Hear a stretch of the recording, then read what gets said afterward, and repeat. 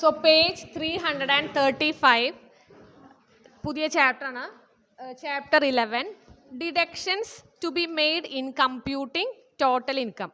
Total income is the income on which tax is calculated. It is the taxable income. It is computed by making deductions under section 80C to 80U from gross total income. However, deductions are not allowed from the following income, although these income are part of total income.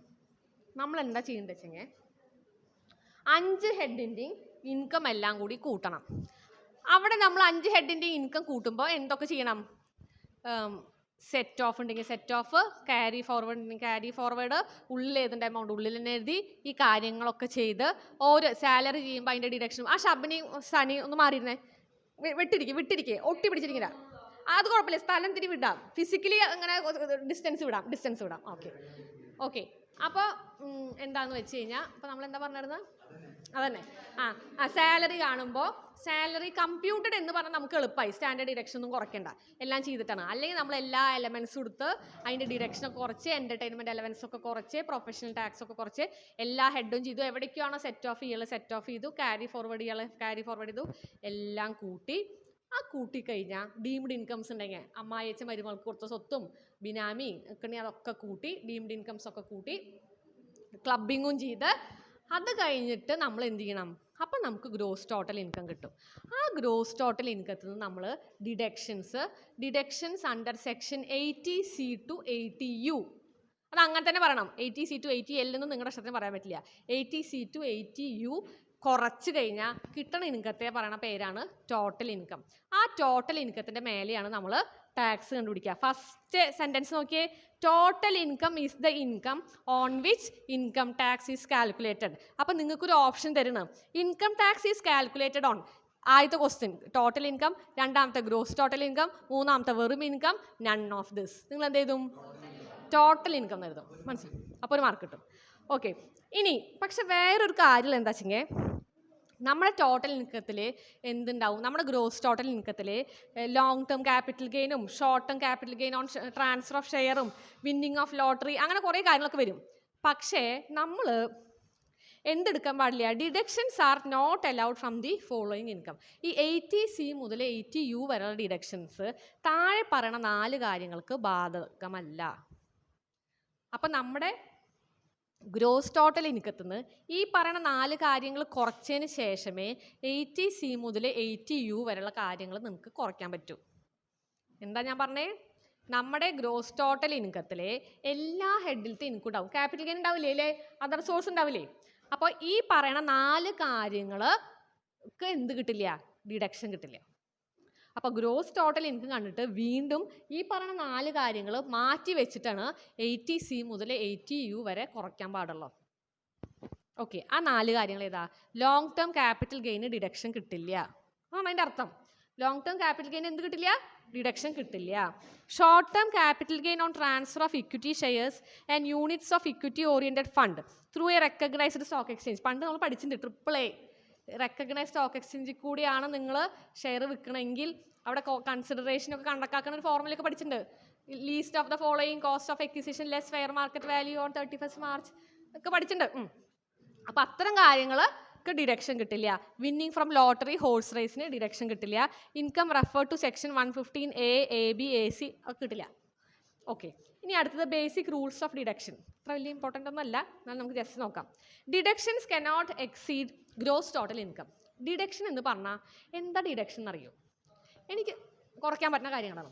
എനിക്ക് കുറേ income ഉണ്ടെങ്കിൽ government എൻ്റെ savings കൂട്ടാനും എൻ്റെ നല്ല സ്വഭാവം കൂട്ടാനും മറ്റുള്ളവരെ സഹായിക്കുന്ന സ്വഭാവമൊക്കെ വർദ്ധിപ്പിക്കാൻ വേണ്ടിയിട്ട് ഗവൺമെൻറ് കുറേ സെക്ഷൻസ് ഉണ്ടാക്കിയിട്ടുണ്ട്. അതിലൊന്നാണ് 80C. 80C ഉണ്ടാക്കിയതിൻ്റെ ഉദ്ദേശം എന്താ വെച്ചാൽ, എനിക്ക് കുറേ കാശിന് കിട്ടുമ്പോൾ എല്ലാ കാശും എനിക്ക് ചിലവാക്കുന്ന ടെൻഡൻസി ഉണ്ടാവും. അത് വേണ്ട, കുറച്ച് കാശ് നിർബന്ധമായിട്ട് ആൾ സേവ് ചെയ്തിരിക്കട്ടെ. അപ്പോൾ 1.5 ലക്ഷം രൂപ വരെ ഞാൻ സേവ് ചെയ്യുകയാണെങ്കിൽ ഞാൻ ആ സേവിങ്സിൻ്റെ എമൗണ്ടിന് എന്ത് കൊടുക്കണ്ട? ടാക്സ് കൊടുക്കണ്ട. ഒരു കാര്യം മാത്രം നിർബന്ധമുള്ളൂ, അതിൻ്റെ എല്ലാ പ്രൂഫും ഞാൻ കാണിക്കണം. ഞാൻ 50,000 അവിടെ ഇട്ടു, 50,000 ഇപ്പുറത്തിട്ടു, അങ്ങനെ പറഞ്ഞിട്ട് കാര്യമില്ല. ഞാനൊരു KSFയിൽ ചിട്ടി തടഞ്ഞു പറഞ്ഞാൽ സമ്മതിക്കില്ല. അവർ പറയുന്ന കുറേ സ്ഥലങ്ങളുണ്ട്, അവിടെ തന്നെ പൈസ കൊണ്ട് സേവ് ചെയ്യണം. LICകൾ, public provident fund, recognised provident fund, കുട്ടിയുടെ ട്യൂഷൻ ഫീസ്, സുകന്യ സമൃദ്ധി, അവർ പറയണം. അല്ലാണ്ട് എൻ്റെ അപ്പുറത്തുള്ള മണി ലെൻഡർക്ക് ഞാൻ 50,000 രൂപ കൊണ്ടുകൊടുത്ത് പറഞ്ഞാൽ അവർ സമ്മതിക്കില്ല.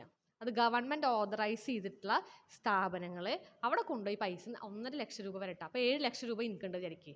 അപ്പോൾ 1.5 ലക്ഷം രൂപ വരെ എനിക്ക് സേവ് ചെയ്യാം. അപ്പോൾ 7 ലക്ഷം മൈനസ് 1.5 ലക്ഷം, ബാക്കിയുള്ള 5.5 മാത്രമേ എന്ത് കൊടുക്കണ്ടോ, ടാക്സ് കൊടുക്കണ്ടോ. അങ്ങനെ പലതും പറഞ്ഞിട്ടുണ്ട്. എൻ്റെ എന്താ പറയുക, ദാനം ചെയ്യാനുള്ള അതും കഴിവും കൂട്ടാൻ വേണ്ടിയിട്ട് ഓക്കി ഫണ്ടിന് ഞങ്ങൾ 2,000 രൂപ കൊടുത്തു, നിർബന്ധമായി പിടിച്ചാട്ടാ. അപ്പോൾ അത് കൊടുത്തു. ഇനി സുനാമി ഫണ്ട്, പ്രളയ ഫണ്ട്, അതിലേക്കൊക്കെ നമ്മൾ ഇടുക വിചാരിക്കുക. ഡൊണേഷൻസ് കൊടുക്കണം. പൊളിറ്റിക്കൽ പാർട്ടിക്കൊന്നും പറ്റില്ല.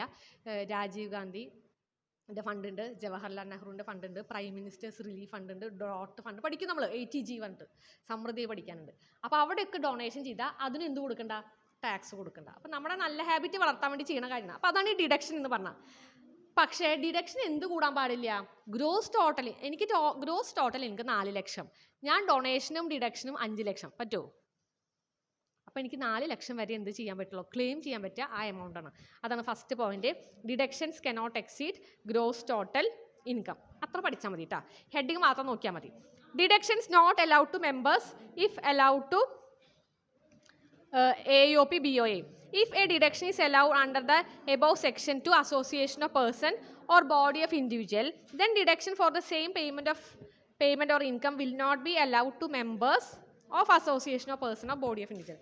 നമ്മൾ ഏതെങ്കിലും ഒരു അസോസിയേഷൻ ഓഫ് പേഴ്സണോ ബോഡി ഓഫ് ഇൻഡിവിജ്വലിനോ ഡിഡക്ഷൻ ചെയ്യാന്ന് കൊടുക്കണമെന്ന് വിചാരിക്കേ, AOPക്കോ BOIനോ ഡിഡക്ഷൻ അലൗ ചെയ്യുകയാണെങ്കിൽ വീണ്ടും ആ കാശ് അതിൻ്റെ മെമ്പേഴ്സിനെ ഡിഡക്ഷനായിട്ട് ക്ലെയിം ചെയ്യാൻ പറ്റില്ലയാണ്.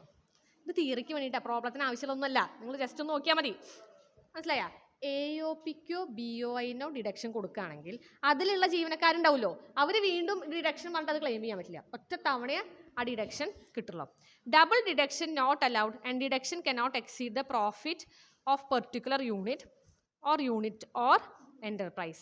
ഡബിൾ ഡിഡക്ഷൻ ഒന്നും സാധിക്കില്ല. ഒരിക്കൽ ഡിഡക്ട് ചെയ്തു പിന്നെ എമൗണ്ട് ഡിഡക്ട് ചെയ്യാൻ ഡബിൾ ഡിഡക്ഷൻസ് നോട്ട് പെർമിസിബിൾ. അങ്ങനെ പഠിച്ചാൽ മതി. Deductions allowed only when it is claimed by the assessee. ഞാൻ 1.5 ലക്ഷം രൂപയ്ക്ക് സേവിങ്സ് ചെയ്തു, പക്ഷെ ഞാൻ ഇതൊന്നും എൻ്റെ ഇൻകം ടാക്സിൽ കാണിക്കില്ല. അവർ വന്ന് അന്വേഷിച്ചിട്ടൊന്നും ഡോക്യുമെൻറ്റ്സ് കൊണ്ടുപോയില്ല. ഞാൻ തന്നെ ക്ലെയിം ചെയ്യണം. ഞാൻ എൻ്റെ മോളുടെ ട്യൂഷൻ ഫീസ് ഇത്ര രൂപ, ഞാൻ സുകന്യ സമൃദ്ധിയിൽ ഇത്ര ഇട്ടു, ഞാൻ LICയിൽ ഇത്ര രൂപ ഇട്ടു ഞാൻ പറഞ്ഞ് അതിൻ്റെ ഡോക്യുമെൻറ്റ് ഞാൻ കൊടുത്താൽ എനിക്ക് എന്ത് കിട്ടും, ഡിഡക്ഷൻ കിട്ടും. Profit or gain to be computed if inter-unit or inter-business transfer is not at market value. Market വാല്യൂടെ ആവരുത് ഈ ബിസിനസ്സുകൾ തമ്മിലുള്ള അങ്ങോട്ടും ഇങ്ങോട്ടുള്ള ട്രാൻസ്ഫർ. അപ്പോൾ അങ്ങനെയാണ് ആ സിറ്റുവേഷൻ. നമ്മളിവിടെ സ്ഥാപനങ്ങളുടെ ഡിഡക്ഷൻ എല്ലാം മെയിനായിട്ട് ഇൻഡിവിജ്വൽസിന് എന്തൊക്കെ ഡിഡക്ഷൻ കിട്ടുമെന്നാണ് പഠിക്കുന്നത്. Assessees duty to place relevant material. എന്തൊക്കെ കാര്യമാണോ ഞാൻ ക്ലെയിം ചെയ്യുന്നത് അതിൻ്റെയൊക്കെ പ്രൂഫ് ഞാൻ കൊടുക്കണം.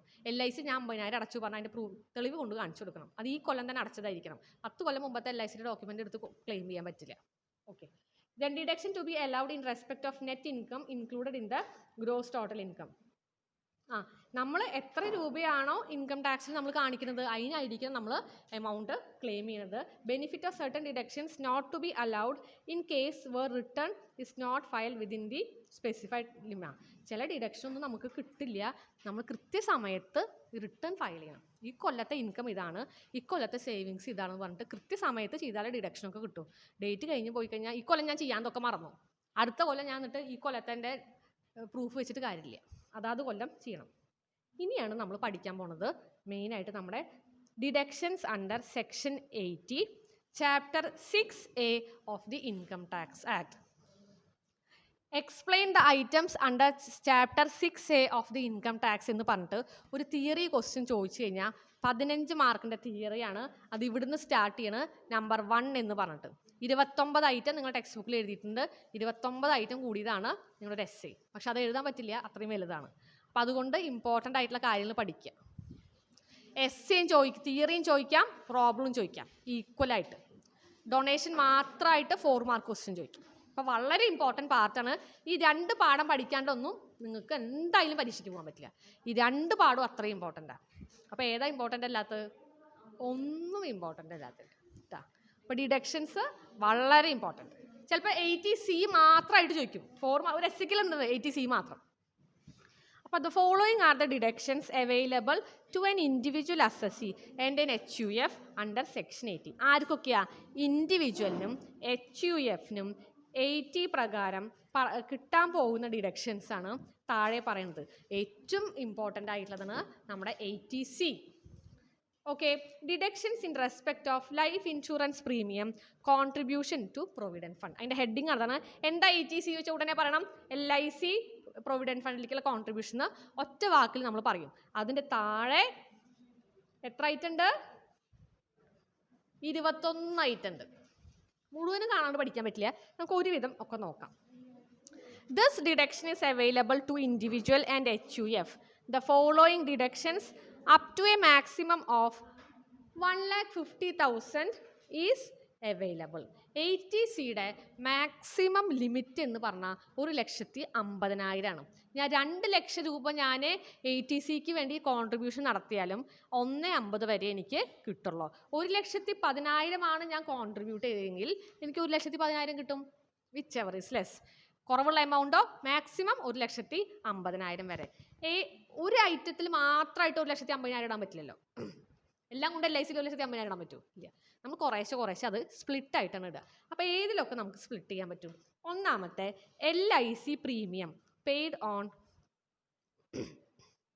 On life his or her spouse and children.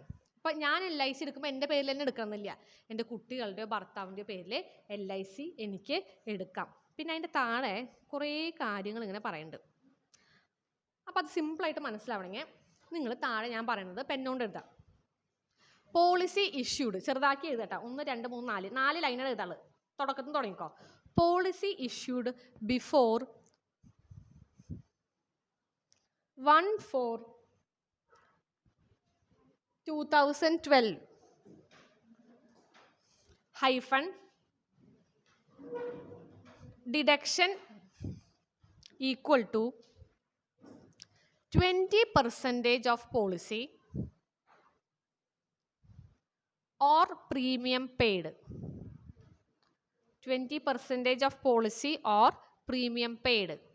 എന്നിട്ട് അവിടെ സ്ക്വയർ ബ്രാക്കറ്റ് അതിൻ്റെ സൈഡിലൊരു ഇങ്ങനെ സാമ്പിൾ ഇട്ടിട്ട് ലെസ്, ആ രണ്ടിൽ ഏത് എമൗണ്ടോ ആണോ കുറവ് അതാണ് നമുക്ക് ഡിഡക്ഷൻ കിട്ടുക. Less which ever is less എന്നാണ് ഞാൻ ഉദ്ദേശിക്കുന്നത്.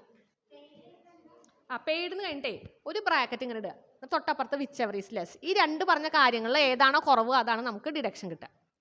രണ്ടാമത്തെ policy issued after 1/4/2012. After 1/4/2012 hyphen deduction equal to 10% of policy or premium paid whichever is less.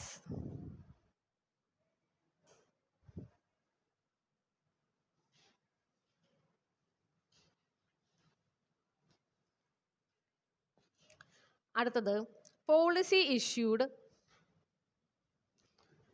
On or after 1/4/2013. Policy issued on or after 1/4/2013 2013 hyphen deduction equal to 15% of policy or premium paid whichever is less. Last one, person with disability. Person with disability.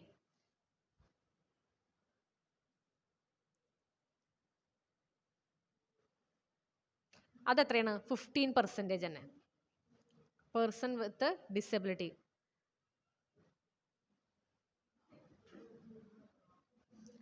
Disability ആയാലും disease ആയാലും, അതായത് ചില disease ഉണ്ട്, പ്രത്യേകം disease, അതൊക്കെയാണെങ്കിൽ 15% ആണ്. അപ്പോൾ ഇതാണ് നമ്മുടെ ആദ്യത്തെ പോയിന്റ്. അതായത് ലൈഫ് ഇൻഷുറൻസ് 1/4/2012 മുമ്പത്തെ പോളിസി ആണെങ്കിൽ ഡിഡക്ഷൻ നമുക്ക് കിട്ടുക 20% ഓഫ് പോളിസി പറഞ്ഞില്ലേ. ഈ 20% ഓഫ് പോളിസി എന്ന് പറഞ്ഞാൽ നമ്മൾ പോളിസി എടുക്കുമ്പോൾ തന്നെ ഒരു സം എഷ്യൂർഡ് പറയും. അതായത് 20 കൊല്ലം കഴിഞ്ഞാൽ നിങ്ങൾക്ക് 20 ലക്ഷം രൂപ കിട്ടും പറയും. ആ എമൗണ്ടിൻ്റെ 20% ഉദ്ദേശിക്കുന്നത്. ആ എമൗണ്ട് ആണോ നമ്മൾ കൊടുക്കണ പ്രീമിയം ആണോ ഏതാണോ കുറവ്, അതാണ് നമുക്ക് ഡിഡക്ഷൻ കിട്ടുക. 1/4/2012 ശേഷമാണെങ്കിൽ 10% കിട്ടും. അതായത് പണ്ടൊക്കെ ആണെങ്കിൽ പണ്ടെടുത്ത പോളിസി ആണെങ്കിൽ 20% കിട്ടും. ഇപ്പോൾ 12 ശേഷം എടുക്കുന്ന പോളിസി ആണെങ്കിൽ 10% കൊടുക്കുള്ളൂ. 1/4/2013 ശേഷം എടുക്കുന്ന പോളിസി ആണെങ്കിൽ പ്രത്യേക അസുഖവും കാര്യങ്ങളും അതൊക്കെ ഉണ്ടെങ്കിലും അതിന് ശേഷമുള്ള പോളിസി ആണെങ്കിലും 15% എടുക്കുക. ഓക്കെ, അതവിടെ ഇരിക്കട്ടെ. ഇതാണ് LICനെ പറ്റി പഠിക്കാനുള്ളത്. അടുത്തത് amount paid for contract of annuity on the life of self, spouse or children. ഒരു ആനുവിറ്റി ഓഫ് ലൈഫ്, ഒരു ആനുവൽ കോൺട്രിബ്യൂഷൻ കിട്ടണം എന്നുള്ള ഉദ്ദേശത്തോടു കൂടി നിങ്ങൾ എന്തെങ്കിലും ഒരു കോൺട്രാക്റ്റ്, എന്തെങ്കിലും ഒരു എന്താ പറയുക ഇതുപോലത്തെ ഒരു കാര്യത്തിന് പൈസ കോൺട്രിബ്യൂട്ട് ചെയ്യുകയാണെങ്കിൽ ആരുടെയൊക്കെ വേണ്ടിയിട്ട്, എനിക്ക് വേണ്ടിയിട്ട് പോളിസി എടുക്കാം, ഭർത്താവിന് എടുക്കാം, കുട്ടികൾക്ക് എടുക്കാം. അപ്പോൾ അത് ഡിഡക്ഷനായി കിട്ടും. A deduction of from salary up to 20%.